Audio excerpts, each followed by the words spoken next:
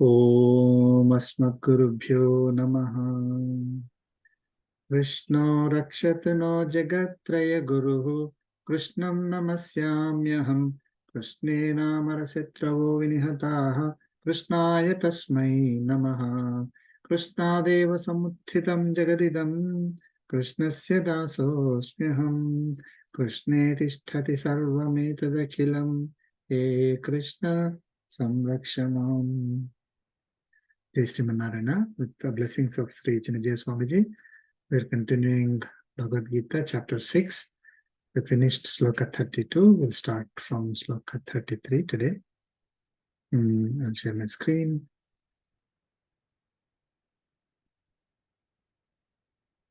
Sloka 33. Please chant. Arjuna Uvacha. Arjuna Uvacha. Yoyam Yogastvaya Proktaha. Yoyam Yogastvaya Proktaha Samyena Madhusudana.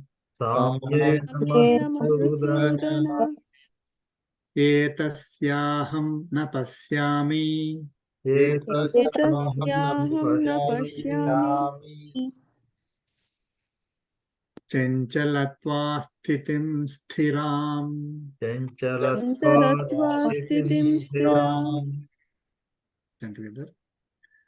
Yoyam Yoyam yogastvaya proktaha. Proktaha Samyena Samyena madhusudana. Madhusudana Etasyaham Etasyaham na na pashyami pasyami. Chanchalatva Chanchalatva sthitim sthitam sthiram. sthiram.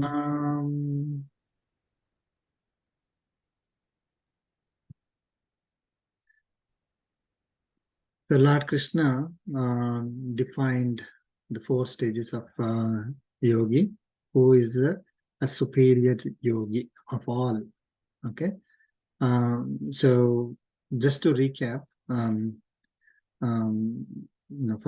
before we proceed with the next sloka, so just if let us say we have 3 glasses, okay, 3 glasses, and we pour in those 3 glasses, pure water, no contamination at all. Okay, and in one water, in one glass, add white color, another glass add red color, and another glass add black color. So now when you look at that glass, 3 glasses, one is the glass is white, looking white. The other glass is looking red. Then third glass is looking black. So now to an ordinary person who does not know what is inside the glass, when the ordinary person sees that glass, he'll say, okay, white glass, red glass, or black glass, right? There are 3 different glasses. Okay, that is what an ordinary person would see. Now, the first level of yogi will see that there is water in those 3 glasses. That's the first thing. So when comparing that example to ourselves, right? There are 3 bodies. All 3 bodies are made up of material. They don't have the different properties by themselves. The material is all does not have any knowledge, right? So all our bodies are made up of just material nature. Now it's just like that 3 glasses. The glass by itself does not have any color, right? So the color comes into that because of the water that is poured into the glass. But is the water giving the color to the glass? No. The color is independent of that water, right? But it is mixed with it. So when it is mixed with it, it is giving the color to that glass, right? So same way, now we, our bodies have the Atma in them, and these Atmas are carrying the karmic bondage, and they acquired certain properties from nature, gunas, and the three qualities, sattva, rajas, and tamas. So the body is, the material nature is not showing its, the qualities by itself, right? Then dead bodies would have to show, right? Body without having the Atma in it does not show any function at all, right? So it is showing, our bodies are showing functions because of the Atma in them. But Atma by itself does not have those qualities. Just like the pure water that is in these glasses don't have the quality of a white or red or black. Those qualities are independent, separate from the water itself.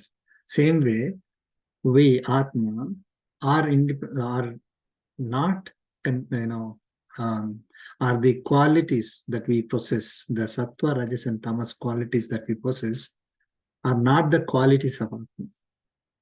They're acquired qualities, acquired from the nature. So similar to the pure water did not have the quality of white, red, or black. That color quality has been acquired by the water when it is mixed with it. Okay, but water did not, by itself did not change. So if you separate out the color, there is a pure water. So the yogi next level sees that, oh, even though the colors are all different, it is not the color of the water. The water by itself is pure. The color is independent. That is the next level. Okay, so same way, a yogi will identify that all bodies have atmas in each of these bodies. Atmas by themselves are pure, but they acquired karmic bondage, and that's how they got these bodies. They acquired the qualities, the sattva, rajas, and tamas, and that's how their bodies are acting based on those qualities, right? So far good. Now these when we look at the glass example, the water in each of these three glasses is exactly equivalent, right? They're in its pure form, they're all equivalent.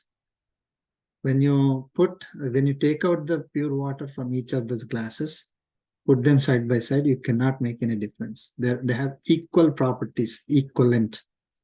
Okay. So same way, atmas in each of these bodies, when they are separated from when they are not carrying the papa or punya, the karmic bondages, when they are not, present in this world, with all the sattva, rajas, and tamas gunas, in their pure form, atmas are all equivalent. So second level. Now third level is that this all these atmas, the pure atmas, their nature is knowledge. Okay, so they're all equivalent, having their form of nature. Their form is nature, knowledge. Okay, it's very difficult to understand, but it's not like a physical form that you can think of. The form is of nature. Form is of knowledge. That each of these atmas have same knowledge as Paramatma. Okay, same nature as Paramatma.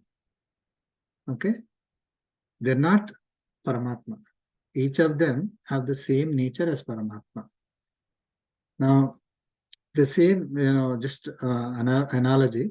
Again, we cannot compare physical thing to Atma, Paramatma, things like that directly, but it's only an analogy for our understanding purpose. So all these three glasses have the pure water in these three glasses. They're all equivalent. And imagine there is a superior a reservoir of um, the pure water, right? Okay. Then these three have the same quality as that superior reservoir, isn't it? The qualities of this water is same as the superior reservoir of pure water. You can't differentiate, right? But this water, did it become the superior reservoir of water? No. So okay, just an analogy, just for our understanding purpose. Same way, the Atmas are all equivalent to Paramatma, have the same nature as Paramatma. Nature of or the form of all these Atmas is equivalent to Paramatma, which is the knowledge, right? Form of knowledge. Now, I mean, once we recognize that, and Paramatma is present in all beings, material nature and also Atma, right? And the energy behind all this entire nature. Okay, the Paramatma is the reason why somebody is acquiring a particular body, not acquiring a body, and things like that, right? See, even though as a pure Atma, I have the same nature as Paramatma. Okay, I'm equivalent to Paramatma, but I can't decide my own body, right? So it is Paramatma who is creating this entire universe, who is placing all these Atmas in different bodies, right? And bodies are functioning because of Paramatma, right? Inside, being inside and outside. That's why we call as Narayana, one who is supporting from inside as well as from outside, all these different beings.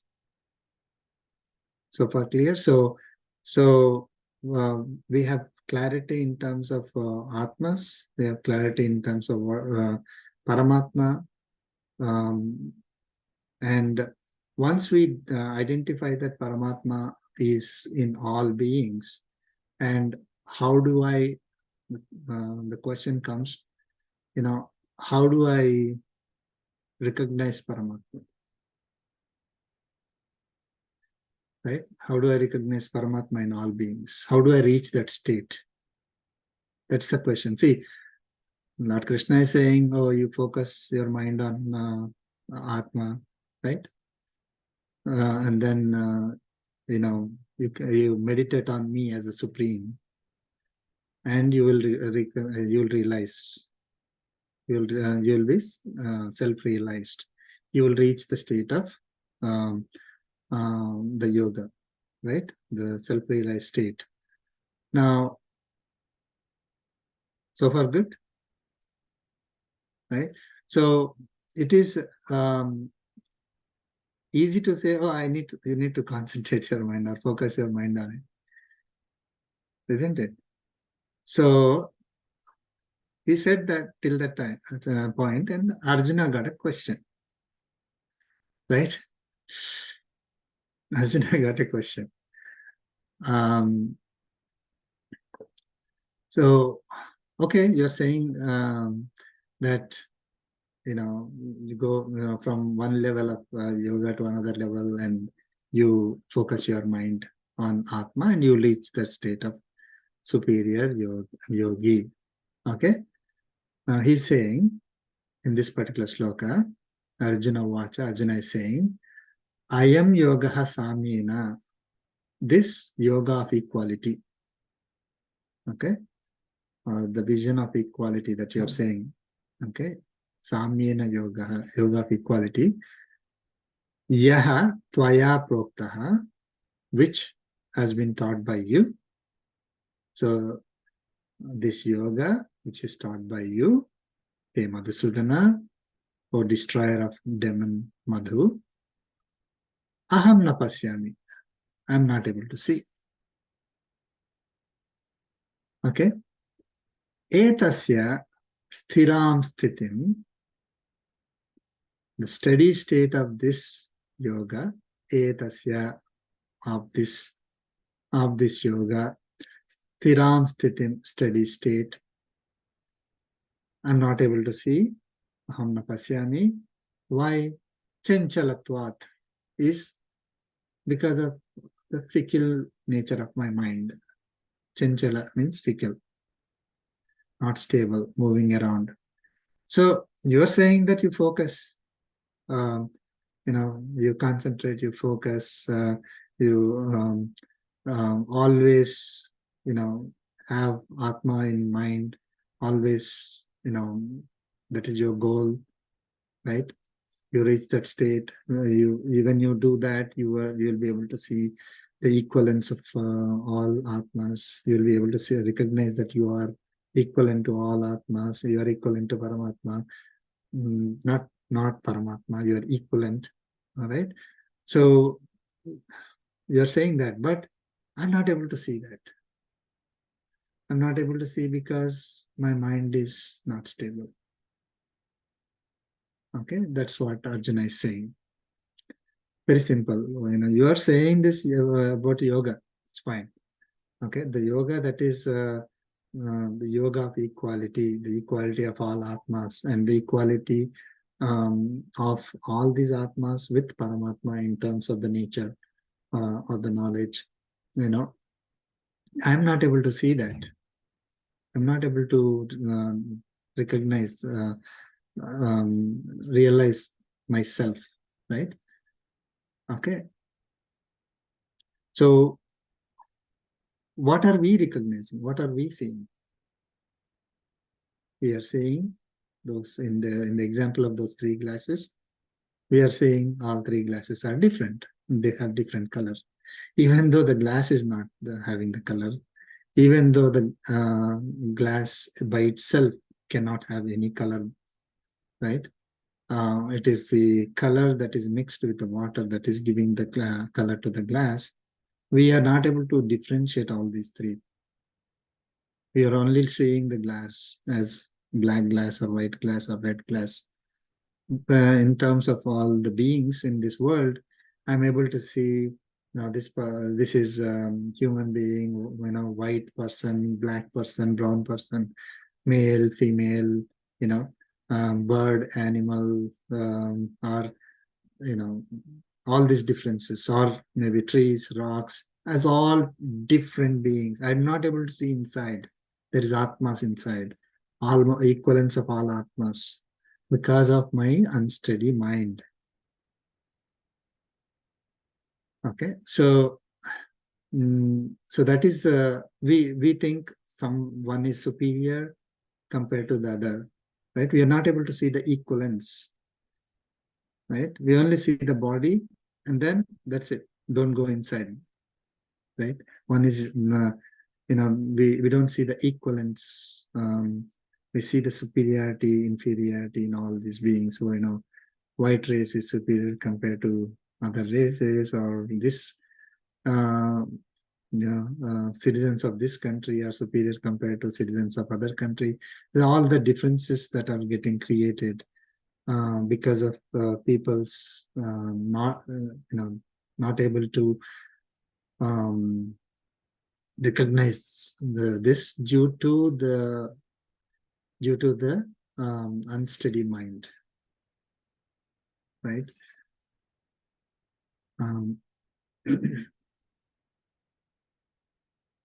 Okay, so it is very difficult for us to reach this steady state due to the fickle nature of our mind. Steady state is once you reach that state, you don't go back, right? I mean, for example, we are one who does not even have this knowledge. For them, it is definitely not possible for them to recognize Atma and all the qualities that are different, not the qualities of Atma, it's the qualities of nature, but the Atma has acquired them and all that. So those are all, they will not be able to recognize. But even those people who know this knowledge, who have this knowledge, when time comes, they simply forget because of the unsteady nature of our mind. Okay. So that's what Arjuna is asking. So next sloka also it will continue. Okay. So shall we continue the next sloka?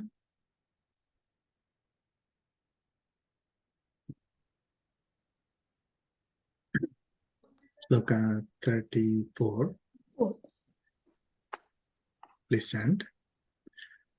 Chanchalam hi manah Krishna. Chanchalam hi mana Krishna.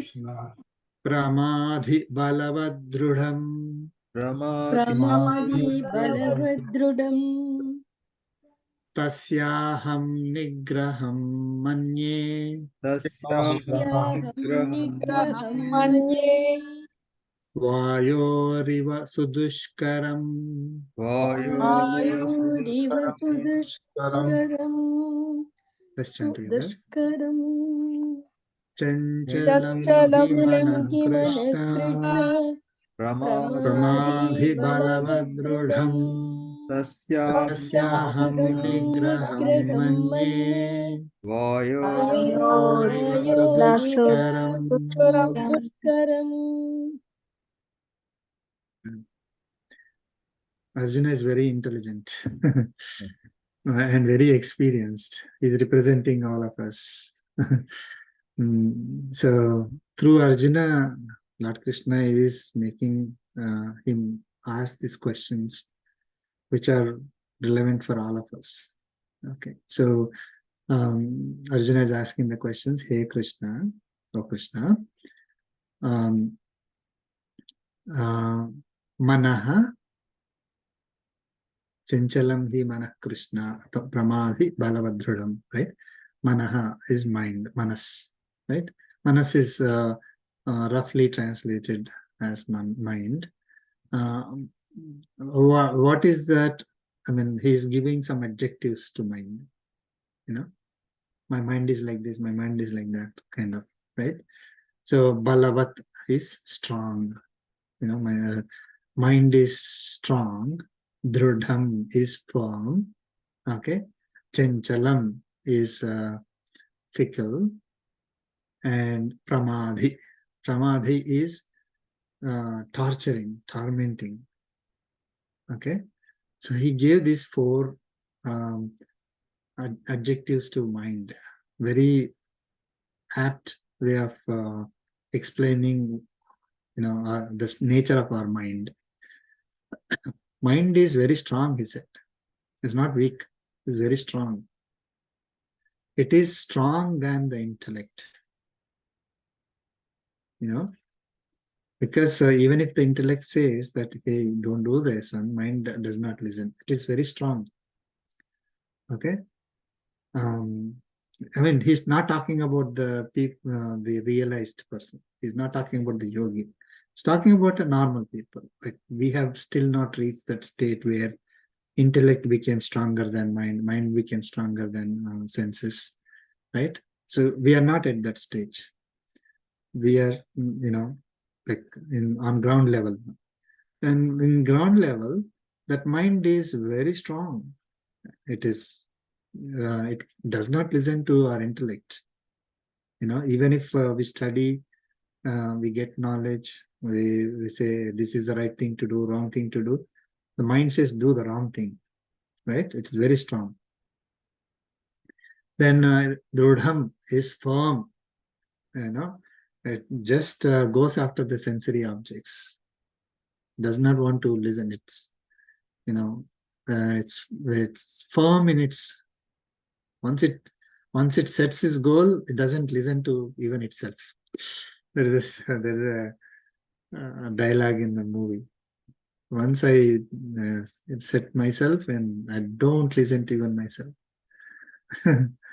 It's very firm, and basically it's firm not in terms of oh, I want to become yogi, I want to become I want to perform karma yoga, I want to do all these things as service to God. At the ground level, the mind is firm in running after the senses, because senses are powerful. They are swimming in this world, like the crocodile. When it is in water, crocodile becomes so powerful. So we are all, the senses are swimming in this sea of sensory objects. So senses have become so powerful.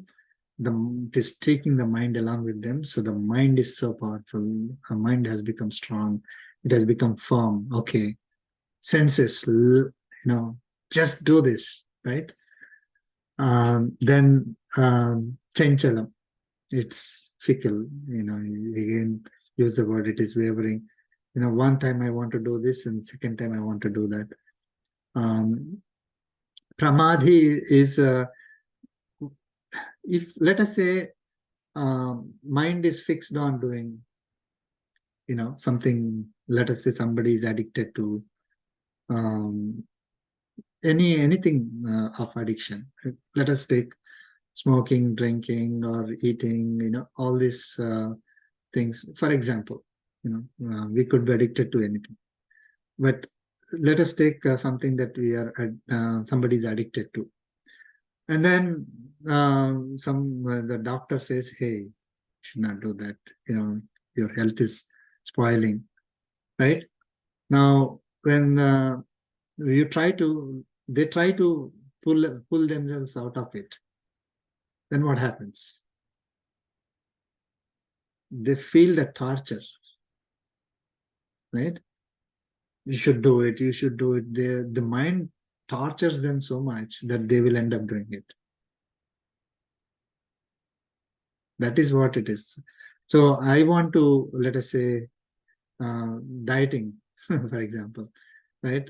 So let's say I want to maintain a particular healthy diet. Okay.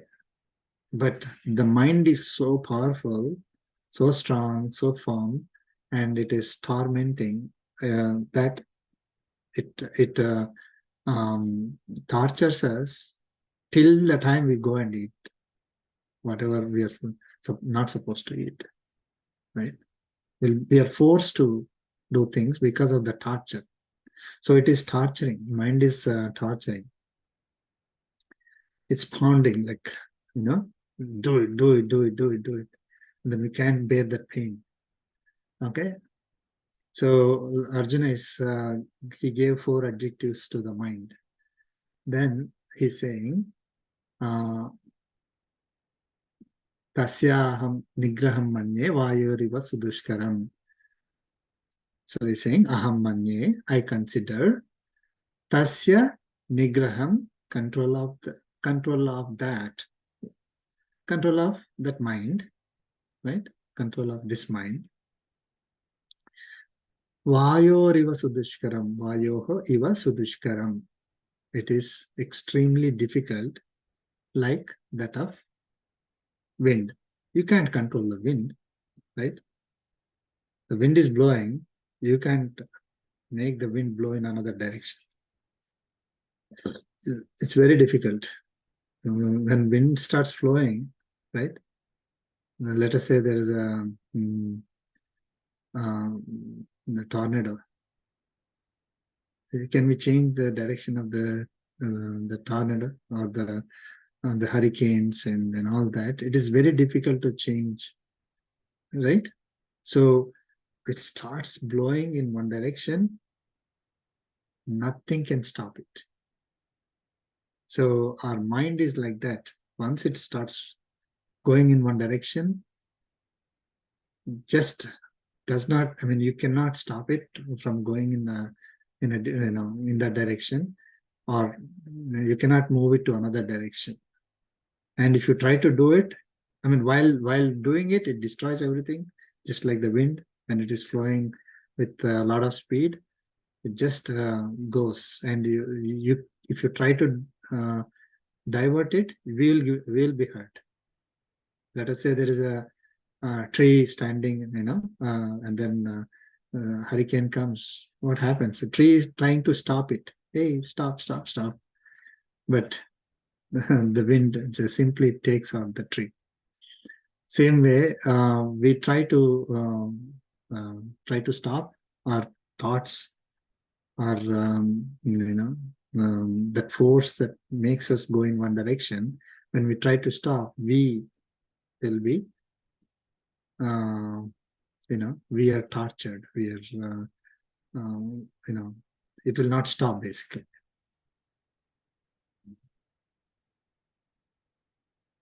Okay, so it's like holding a thin paper against a force of wind. We cannot stop the wind with the thin paper. Same way, the normal mind is like that force of wind. I mean, Arjuna is saying because he experienced it, must have gone through it.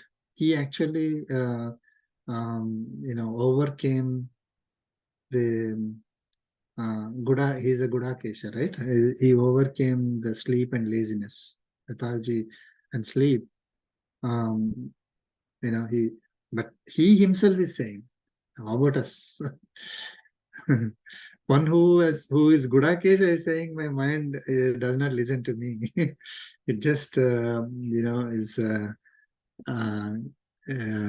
goes in one direction without listening, and not able to make it focus on. It goes in the direction of the senses. I'm not able to make it focus on the Atma. That's what you're asking me to do, right? Lord Krishna is asking Arjuna and all of us to, hey, focus on this Atma. But at the same time, this mind is simply going in the opposite direction. Okay, and if you try to hold it, it tortures us. It will be destroyed. I mean, in the same, just like a thin paper against a wind, it will just float away. It will never stop the wind and go in another direction. So it's not possible to do it, is what he's saying. So how do I'm not able to see that state, that I will be able to achieve that state that you are saying, that state of yogi, superior yogi, right? I'm not able to see that state where I can realize myself, where I can realize all the selves are equivalent to me, and where I can see I am equivalent to Paramatma in the knowledge. That I'm not able to see. Any questions?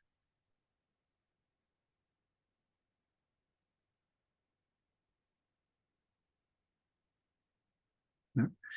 So then Lord Krishna is answering the question. So we'll move on to the next sloka, sloka 35.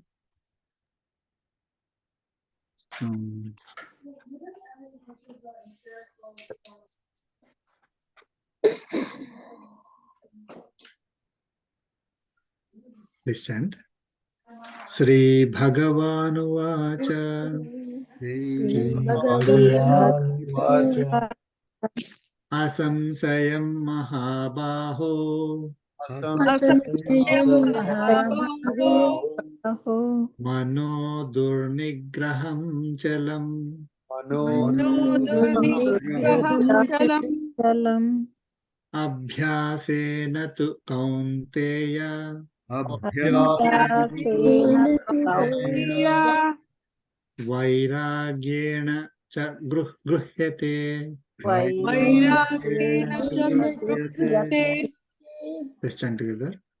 Sri भगवानुवाच Bhagavanuvacha असंशयं Asamsayam Mahabaho मनो Manodurnigraham Chalam Abhyasena tu Kaunteya Kaunteya Vairagena cha Guhyate.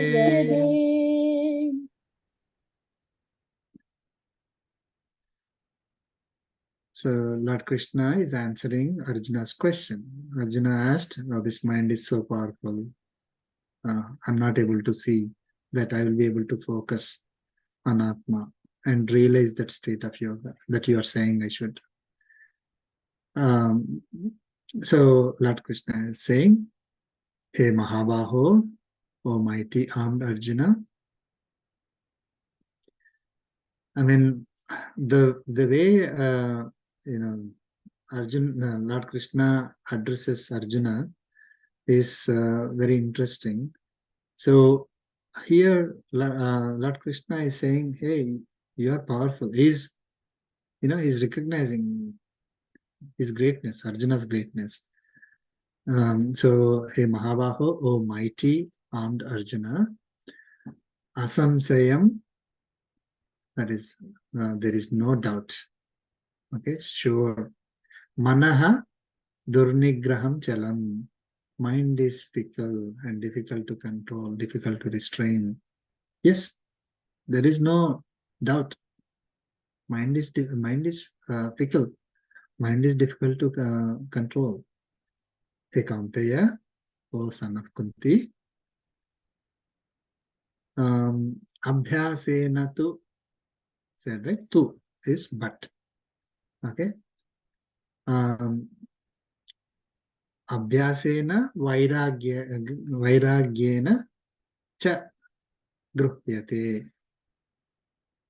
Gruhyate means that can be brought under control.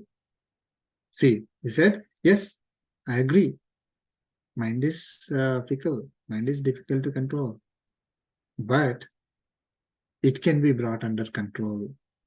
Tu gruhyate. Tu, but brought under control. What can be brought under control is understood as that mind can be brought under control. How? Abhyasena vairagyena. Abhyasa means practice.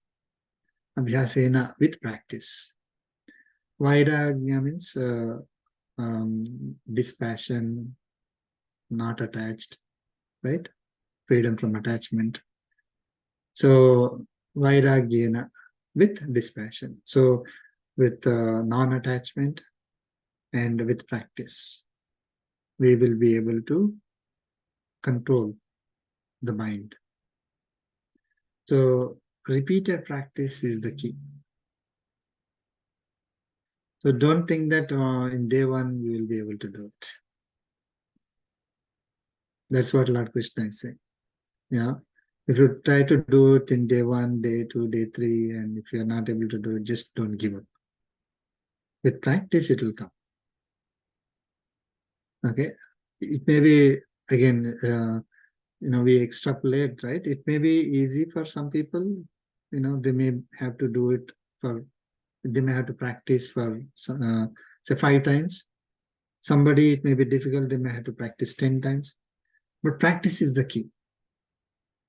You can't simply ignore that. So we have to practice to control.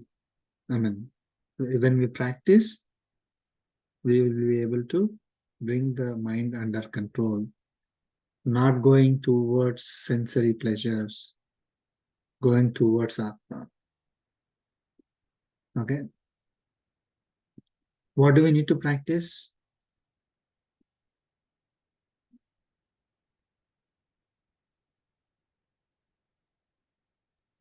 What do we need to practice? Bring it under control. Meditate.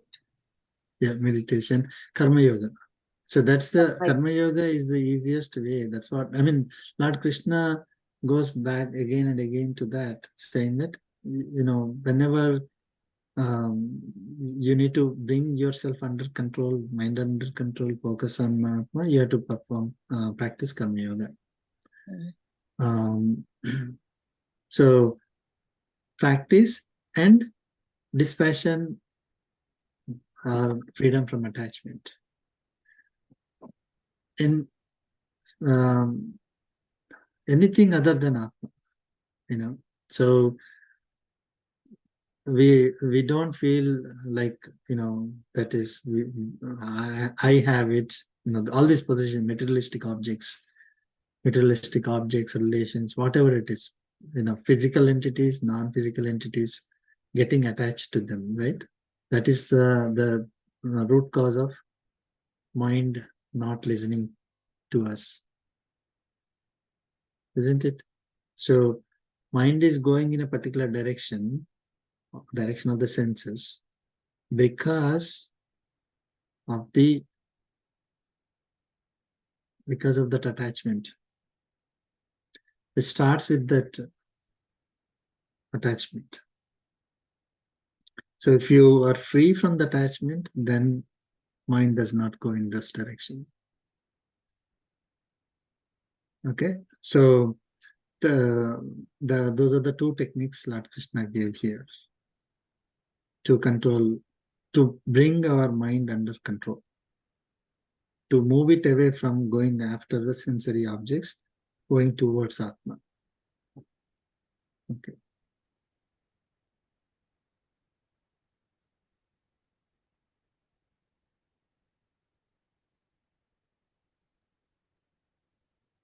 Okay.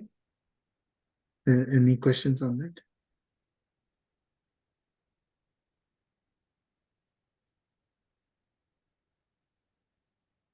I have a question. I have a Sure. question. So just doing karma yoga will help us. I mean, it's not just, but doing karma yoga will help us to get detached from the desires then. Yes. Mhm. We will be able to control our desires with Karma Yoga. So Karma Yoga is practicing our duties, not Right. because we want to fulfill our desires, but because it is our duty to perform. That's the first thing.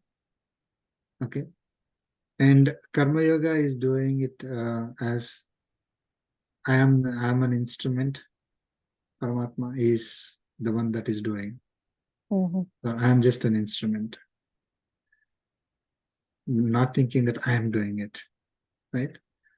And then that activity that we are doing is not my activity. That activity is Paramatma's activity. I am performing it for his pleasure, not to satisfy my own ego, desires, and all that, to generate some pleasure out of it. No. I mean, you can enjoy what you're doing, but don't enjoy it as, oh, this is my activity. I'm doing this activity only for the sake of enjoying myself. That you can, but once you say, think that this activity is Paramatma's activity, you perform it with all enjoyment, no problem. Nobody's saying that you should do it like, oh, okay, I don't care, I don't enjoy it because it's Paramatma's activity. I'm not saying that, right? So, and then the result belongs to Paramatma. This does not belong to me. So the result is because of Paramatma, it belongs to Paramatma. Mm. Doesn't mean that we give away the result. Sri Swamiji recently was, saying that how to understand this concept, right? We are caretakers. We have to feel that whatever we have is like his wealth, his belongings, whatever it is. We are here to take care of it. We are caretakers. Mhm. We are not the owners. Okay. So Sri Swamiji said, like, if let us say the money belongs to somebody, right? And it is given to you for taking care. So you still take care of it as if it is yours. You don't throw it away because it's not mine, right? You are caretaker for a set of a group of people or property or whatever it is. You take care of it properly. It's your duty to do it. So we take care of it without uh, getting the kind of attachment, saying this is mine, this is mine. I need to keep it. I need to keep it. I need to increase it more. I need to enjoy. So we are simply caretakers. While taking care, if we become rich and rich and rich, no problem. Every penny that we get, we have to treat it as Paramatma's money assigned to us for taking care of it. Now, what is the purpose of that money? To serve Paramatma back, right? It is for his pleasure we need to use it. Okay. So not for our own selfish desires. Okay. So we will be just like, I'm a caretaker for somebody else money is given to me for taking care.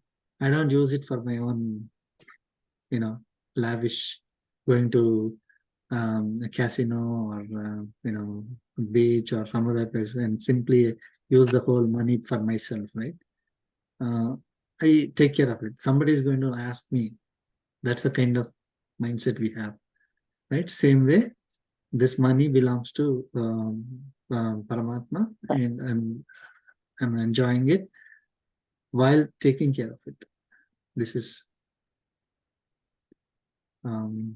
so when we do that, or we start getting free from that attachment, right? So we say that, let us say that somebody gave us say $100,000 to take care of it, right? After some time, they come back and say, okay, give it back to me. Or what would be our feeling? We start crying, oh, I'm losing $100,000. No, right? I mean, you gave it to me for taking care, you take it. Right. Right? So you don't have that attachment. See, the attachment is gone. Freedom from attachment. So whatever we get, we are not attached to it. It's not that we are going to lose it, right? But we are enjoying it without attachment. If for some reason, if it is not there tomorrow, then we don't feel that we lost it. Something that that belongs to me is lost. And then start crying, going into all the depression and all that.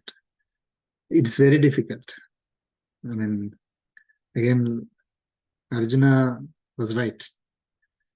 For all of us to reach that state of non-attachment, and it's very difficult.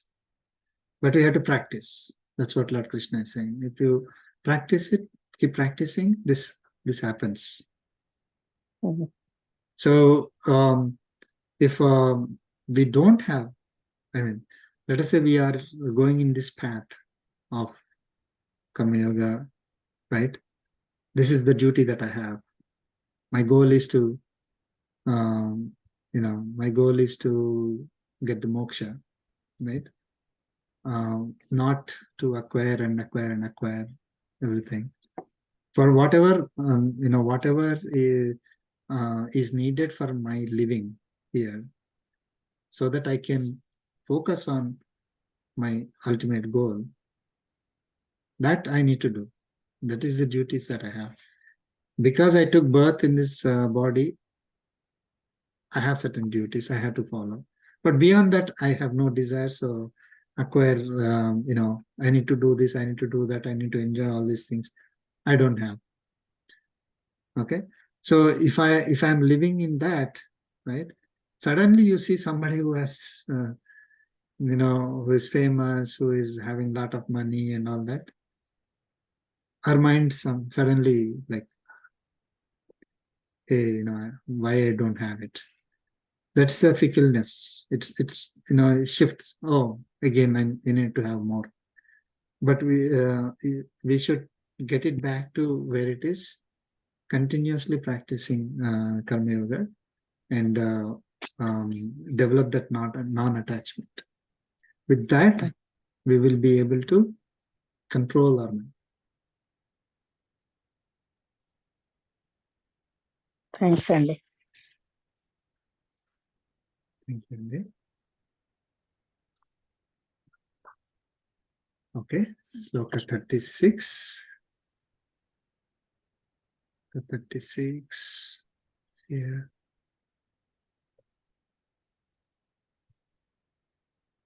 36.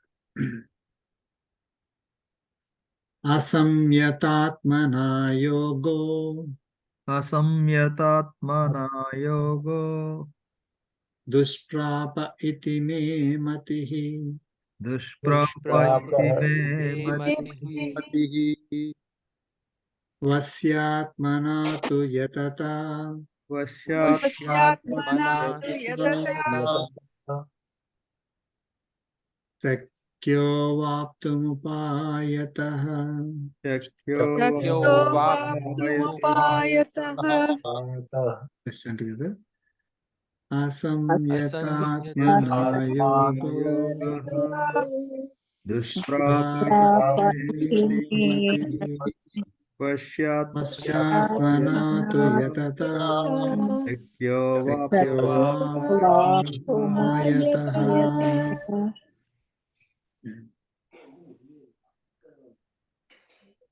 The Lord Krishna is continuing.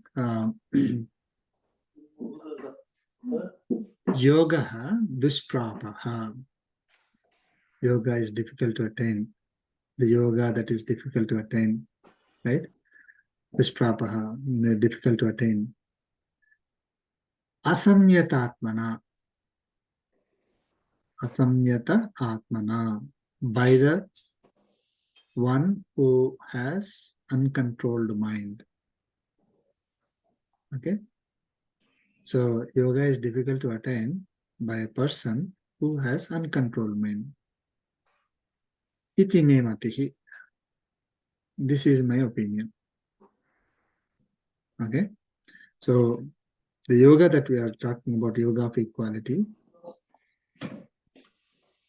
of realizing ourselves in its pure form, is difficult to attain for one who has uncontrolled mind. This is my opinion. Two, but avaptum sakyaha. It is possible, it is feasible to attain. Yatata, one who is practicing. Vasya atmana, one who has controlled mind, one whose mind is controlled. Upayataha, this is a keyword here, upayataha, through suitable means. So, vasyatmana upayataha, one whose mind is controlled through suitable means. The means are karma yoga, right? One who is practicing upayataha, one who is practicing the suitable means, that is karma yoga. One whose mind is under control, suitable through suitable means, that is karma yoga. So, yes, it is difficult to attain. This yoga is difficult to attain. You know, yes, that is also my opinion. He agreed with Arjuna, and he says, but it is feasible to attain for one who is practicing the suitable means of karma yoga, one who gets his mind under control using this means of karma yoga. Okay, I mean karma yoga is understood there. It is not directly said by Paramatma. Suitable means, he said. So for us, at later points of time, he said, for everyone, suitable means is karma yoga, right? So we know karma yoga is what is meant here by Paramatma. Okay. So through karma yoga, mind becomes under control, and we will be able to attain the state of self-realization.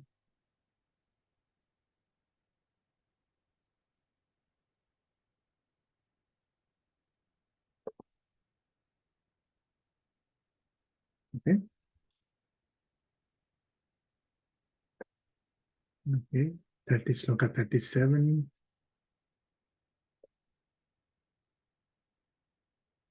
So Arjuna is saying again. So let us see what Arjuna is saying. Sloka 37. Arjuna uvacha Arjuna ayati shraddhayopeto yogaachalitamaanasaha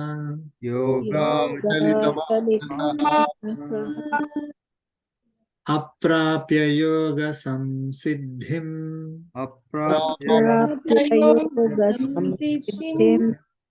kam gatim krishna gacchati. Turn together.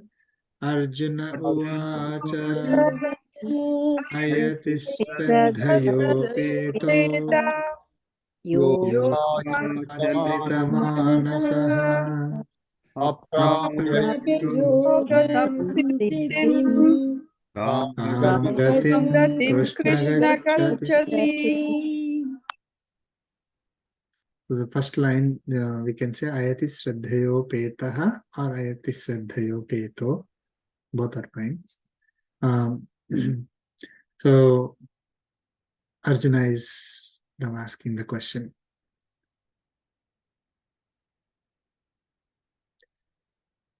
Ayatihi shraddhaya upetaha yogaacharita manasaha. Shraddhaya upetaha ayatihi. Okay. One who is endowed with conviction. Shraddhaya, with conviction. Okay. Shraddhaya upetaha, one who is endowed with conviction. Ayatihi, yet who does not practice, who does not endeavor. Okay. Yatata, all these related words, right? I mean, so yet ayatihi. Ayatihi is one who does not endeavor. Okay. Who does not put in the effort. Shraddhaya upetaha, there the person is having shraddha, conviction, faith, no doubt about the faith, but they're not putting the effort. Okay. Yoga chalita manasaha. Chalita manasaha is mind is moving, right? Yogat, mind moved away from yoga. Okay. One whose mind is moved away from yoga because of not practicing. So you have the faith, you have the conviction. Okay. But that one is not practicing, not putting the effort. Because of that, the mind moved away from yoga. Okay. Yoga samsiddhim aprapya after not attaining. Yoga samsiddhim, yoga perfection. See, you go in this direction, it will not happen in one day, right? Nothing happens in one day. So you start practicing, but this person who has conviction but does not practice, does not continue to practice, or does not put the effort that is needed. Okay, that endeavor, effort, practice that is needed. So for that one, the mind moved away from yoga and they did not attain perfection, the yoga perfection. After not attaining yoga perfection, aprapya, after not attaining, kam gatim Krishna gacchati, kam gatim gacchati. Which position does one reach? Okay, Gati is, the destination, position. Where will that person reach?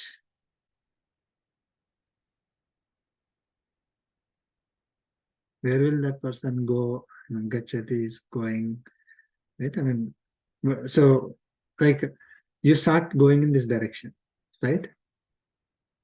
But you lost your path. Then where do you go? What happens?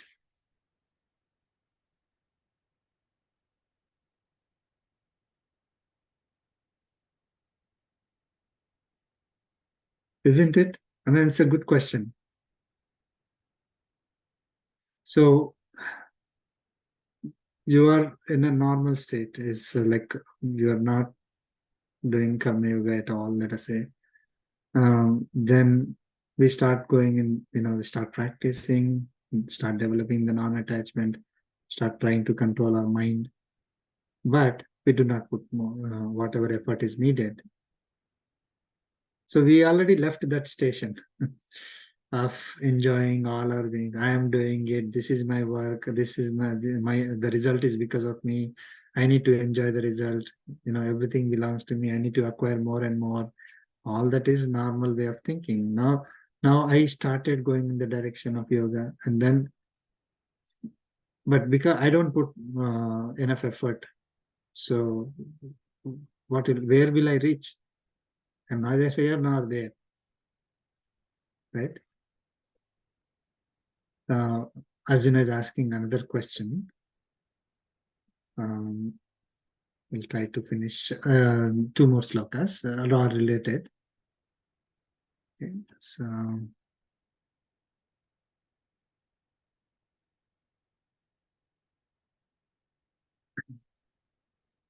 next sloka 38.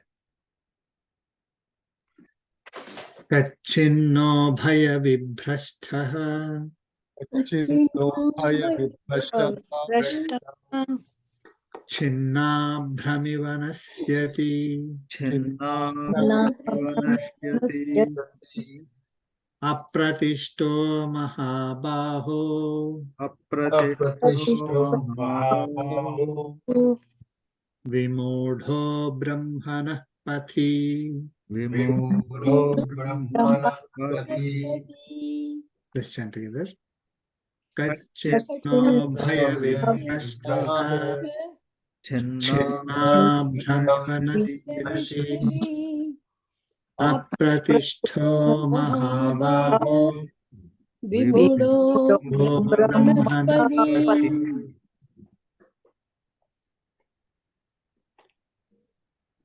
Arjuna is asking Krishna, Hey Mahabaho, O mighty armed Krishna, Kachit na Ubhaya Vibhrashtaha, in the first line, right? Ubhaya Vibhrashtaha, one who is fallen from both. Ubhaya Vibhrashtaha is Bhrashtaha from both, fallen from both. What are those two? Apratishtaha. Pratishtha is established. Apratishta is not established. Apratishtaha is one who is not established in the practices of seeking the results. Right? So we're all ishtaha, we are all established in running after the pleasures, running after the results, enjoying the results, acquiring more and more. Okay. Apratishtaha, one who is not established in the practices of seeking the results. Okay. Seeking the results of action for the enjoyment purpose. It includes the swarga as well. Like I do activities for the sake of swarga. That is also not considered good. Okay. Swarga is a heaven. So one who is doing all activities for their own enjoyment, for their own sake. So it could be in this world for the worldly pleasures with this body, or with the expectation that I'm going to enjoy the heaven. That is the normal thinking. So apratishta is not established in those practices. That is one. The second is brahmana pati vimudhaha. Vimudhaha is ignorant. Brahmana pati, path of self-realization. Ignorant of self-realization. Okay, so or lost the path to self-realization due to ignorance. So one is you are not established in the practices of seeking the results and enjoying them, right? Second is the one who is lost in the path to self-realization due to ignorance, right? See, you are at home, you want to go to some place, and then you have some idea how to go to that place. Start driving, and then let us say you get lost because maybe the GPS is not working. Right? You thought that GPS will be there, right? Or the signals will be there, or something board will be there, or somebody will be there to help. You are going in the forest, and there are no boards, nothing, no signal. You don't know where you are going, and suddenly there are 2 or 3 paths come in front of you. Which one do you take? Right? So you are ignorant of that direction. So you may not reach the goal. Let's say goal of reaching that. Let's say only one of those paths will go to that destination. So if you take the other path, gone. Right? Arjuna has asked a very good question. So Ubhaya Vibhrastaha, one who has fallen from both, which is not following the practices of seeking the results, and losing the path to self-realization due to ignorance. Okay, one who has lost both. Chinna abhram iva, like a torn cloud. Nanasyati kaschit, does not perish. Does one not perish? Kachit is one. Na nasyati kaschit, does one not perish? See, you have 2 different modes. One is you live the life to the fullest extent of enjoying and reaching, or you can do everything so that you can reach the state of heaven. That is one path.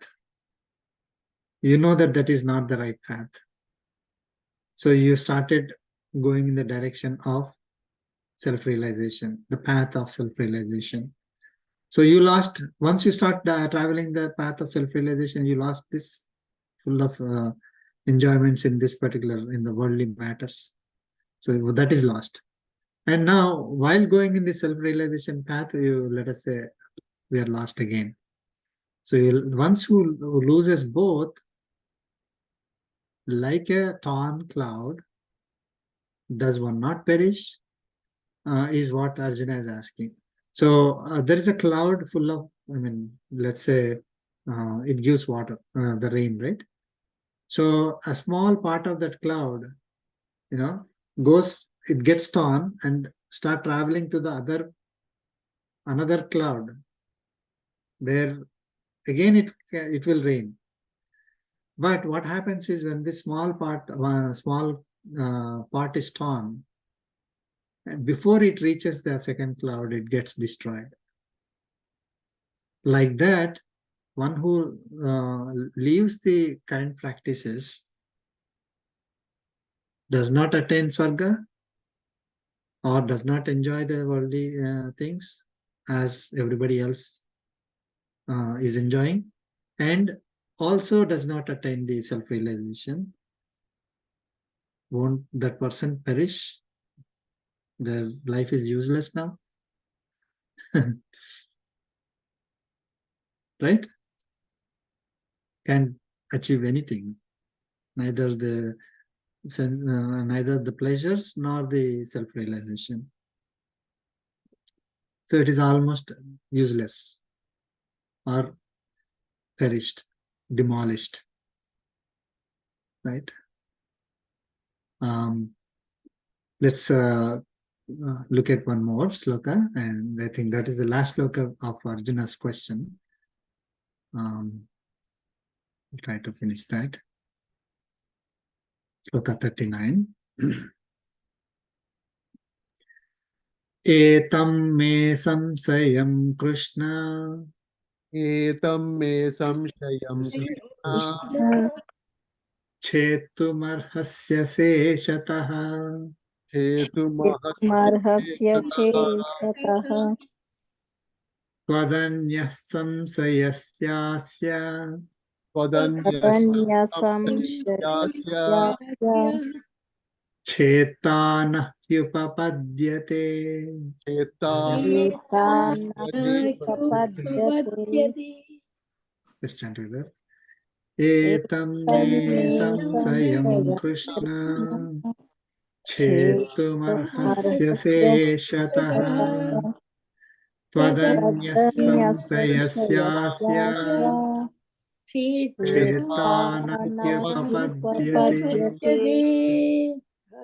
Chetanapyapadyate In some versions, it is given as etat me or etan me samsayam Krishna, but in our version it is etam. So it's not a spelling mistake here. It is the correct one. So Lord Krishna, Arjuna is asking Lord Krishna, hey Krishna, oh Krishna, me etam samsayam. Etam samsayam, this doubt. Okay. Me of my samsayam, my, right, of mine. So this doubt of mine, the doubt is what? That one who starts practicing self or this mind control and trying to attain self-realization, trying to reach the state of a superior yogi, that gets destroyed. Isn't he going to be destroyed?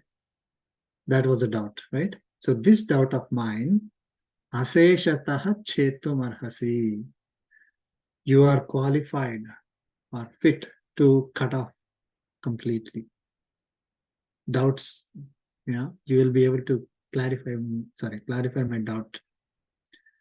Okay, you will be able to get rid of my doubt completely, cut it off. Asya samsayasya cheta, one who cuts this doubt, tatanyaha, other than you, na upapadyate, does not exist.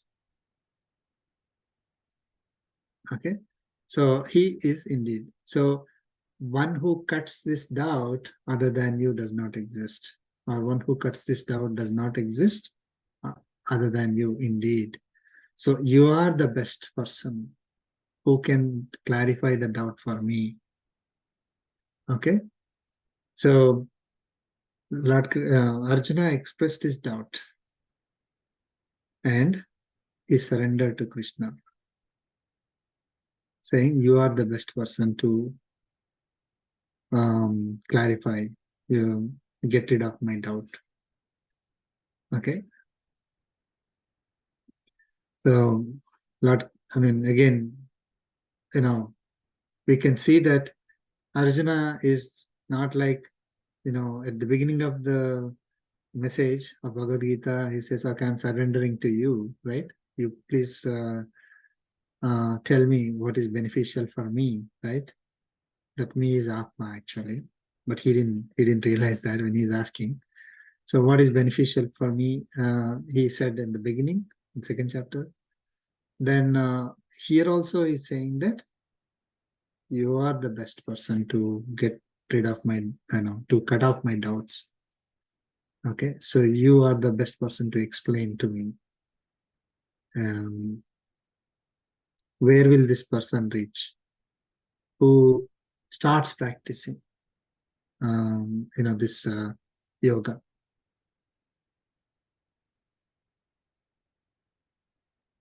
Okay.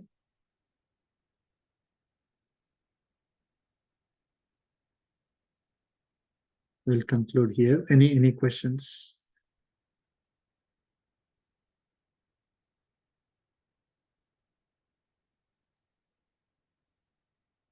No, next session will be interesting. Isn't it? Next session will be interesting. What Krishna is going to answer these questions, right? Yes. Yep. Very eye-opening. Yeah. Yes. Yes.